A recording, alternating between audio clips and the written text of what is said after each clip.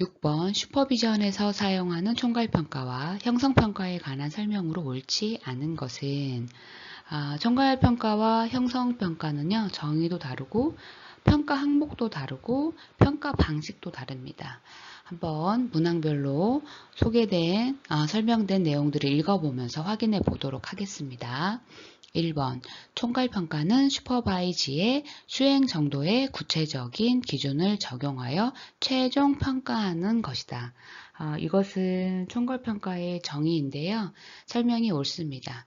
수행 정도의 구체적인 기준을 적용하여 끝나는 시점에 평가하는 것. 이것은 총괄평가의 정의로 옳습니다. 2번 총괄평가는 기말에 학점을 부여하는 방식 등으로 이루어진다. 맞습니다. 이 설명은 총괄평가의 평가 방식으로 옳은 설명입니다.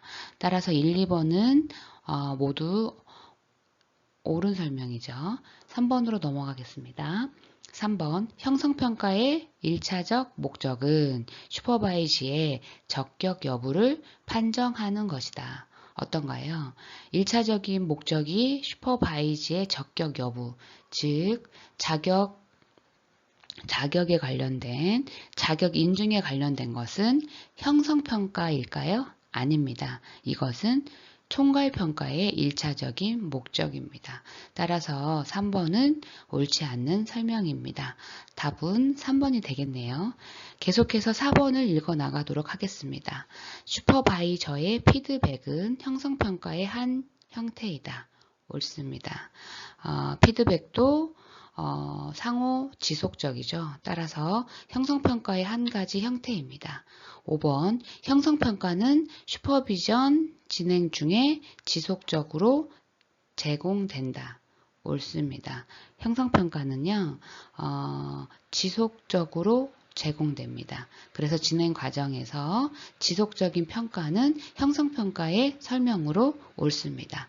따라서 6번의 답은 3번 형성평가의 1차적 목적이 아닌데 형성평가의 1차적 목적으로 설명된 3번이 답입니다.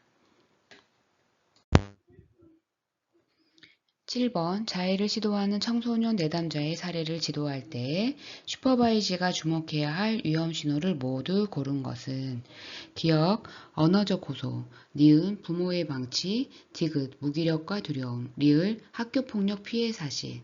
어떤가요? 이 네 가지는 모두 자해를 시도하는 청소년 내담자의 사례를 지도할 때 슈퍼바이저가 주목해야 할 위험 신호로 충분합니다. 언어적 호소에는 어떤 게 있을까요? 죽고 싶다, 힘들다, 이런 표현들이겠죠. 이런 표현들은 슈퍼바이저가 주목해야 할 위험 신호 중에 하나입니다. 또한 부모의 방치, 부모의 방치로 인해서 청소년이 지지받지 못하고 있는, 정서적 지지를 받지 못하고 있는 상황은 충분히 슈퍼바이저가 주목해야 할 위험 신호입니다. 디귿, 무기력과 두려움. 이런 정서적 신호는요, 자해를 시도하는 청소년의 위험한 신호죠. 따라서 우울하다, 불안하다, 화가 난다. 이런 모든 것들은 자해를 시도하는 청소년 내담자의 사례를 지도할 때 슈퍼바이저가 주목해야 할 위험 신호로 충분합니다. 리을 학교폭력 피해 사실. 이 또한 슈퍼바이저가 주목해야 할 환경적인 신호죠. 그래서 피해를 받고 있다라는 거, 혹시 또 따돌림을 받고 있지 않나 하는 그런 모든 사례들, 이런 학교폭력 피해 사실들은 충분히 위험 신호로 중요한 요인입니다. 따라서 7번에 제시된 네 가지 모두 슈퍼바이저가 주목해야 할 위험 신호로 해당됩니다.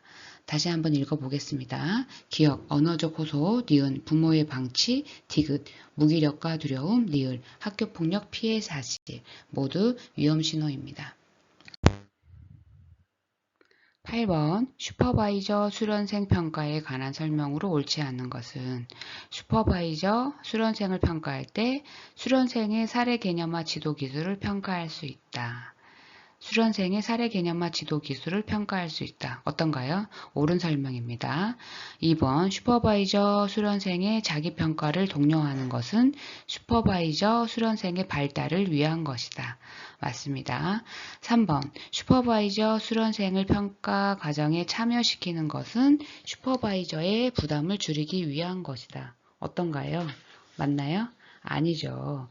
수련생을 평가에 참여시키는 것이 슈퍼바이저의 부담을 줄이기 위한 목적으로 사용되어서는 안 되죠. 그럼 어떤 목적이 있는 거죠? 슈퍼바이저 수련생의 셀프 슈퍼비전 능력을 증진하기 위함이죠. 따라서 8번의 3번은 옳은 설명이 아니므로 답이 되겠습니다. 4번 평가 자료로 슈퍼바이저 수련생의 슈퍼비전 회기 녹화 자료를 활용할 수 있다. 옳은 설명입니다. 5번 슈퍼바이저 수련생의 자기평가는 슈퍼바이저 수련생의 자기 효능감에 영향을 미치죠. 따라서 8번의 답 3번은 슈퍼바이저 부담을 줄이기 위함이 아니라 수련생의 셀프 슈퍼비전 능력을 증진하기 위함이다. 따라서 8번의 답은 3번입니다.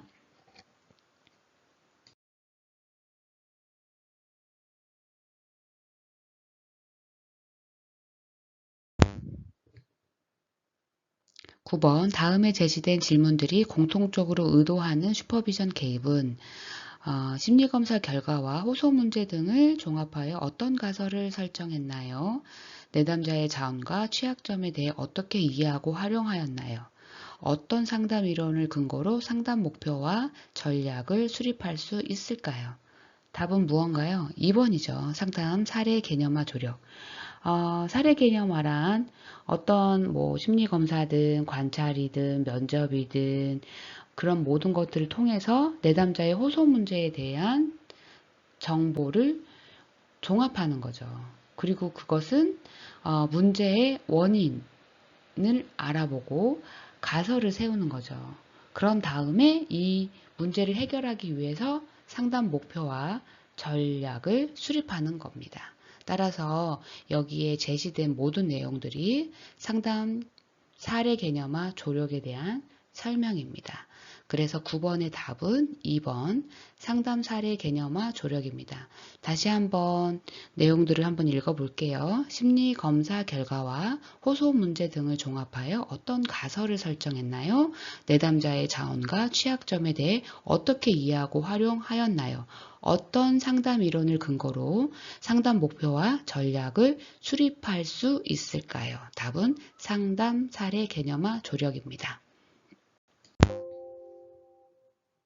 10번 고급 숙련된 상담자에 대한 슈퍼비전 개입에 관한 설명으로 옳은 것을 모두 고른 것은 기억, 익숙하지 않은 상담 주제에 대해서는 처방적 개입을 사용할 수 있다. 옳습니다. 니은, 현재 생활의 스트레스로 상담이 효과적이지 않을 때 승화적 개입을 할 수 있다. 옳습니다. 디귿, 내담자의 욕구보다 자신의 욕구가 앞서 있는 것을 인식하지 못할 때 개념적 개입이 적절하다. 맞나요? 아니죠. 인식하지 못할 때는요, 개념적인 개입이 아니라요, 승화적 개입이 더 적절합니다. 그럼 개념적 개입은 어떨까요? 사례 개념화를 통해서 이론과 실제에 관한 통합을 도와주는 거죠. 따라서 디귿은 설명으로 옳지 않아 답에서 제외가 되겠네요. 리을, 초급 상담자에 비해 고급 상담자의 치료적 자아를 보호하려는 노력을 덜 해도 된다. 맞습니다. 따라서 답은 기억, 니은, 리을이 되겠네요. 이 외에 슈퍼비전 개입은요. 촉진적 개입도 있고 직면적 개입도 있습니다. 촉진적 개입은 뭔가요? 그렇죠. 지지하고 발달을 격려하는 거죠. 그리고 직면적 개입은 뭐죠? 불일치와 모순에 대해서 직면시키는 것입니다.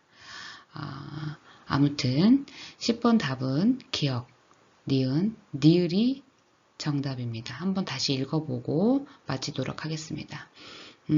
기억, 익숙하지 않은 상담 주제에 대해서는 처방적 개입을 사용할 수 있다. 니은, 현재 생활의 스트레스로 상담이 효과적이지 않을 때 승화적 개입을 할 수 있다. 리을. 초급 상담자에 비해 고급 상담자의 치료적 자아를 보호하려는 노력을 덜 해도 된다. 답은 4번입니다.